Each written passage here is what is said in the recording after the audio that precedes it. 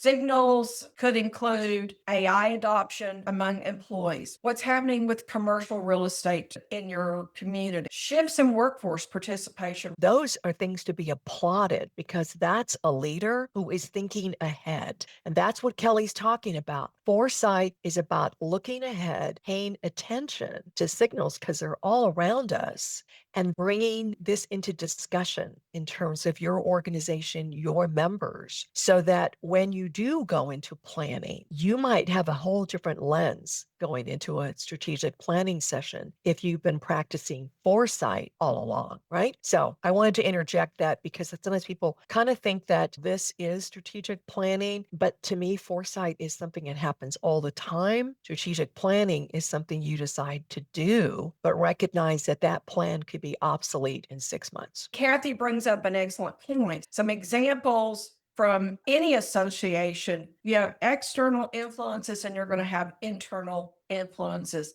And that's why I like the linchpins, is because it walks us through that. So signals could include AI adoption among employees more and more. What's happening with commercial real estate in your community? Shifts in workforce participation. Right now in Texas, we're seeing shifts in workforce again. Employers aren't hurting as bad for employees, but what those employees look like continue to change. Do you know what's happening with your top 10 members? Who are the 10 largest companies in your town, and what changes is happening among those companies? So it's not always industries that are the largest employers. In our community, our largest employer is a healthcare system. And then we have an industry. And then, believe it or not, it's Walmart, because they have 5 stores in our community of 90,000 and a Sam's. So it's making sure that we understand those changes that are taking place in their companies, the regulatory and political shifts, the talent pipeline supply.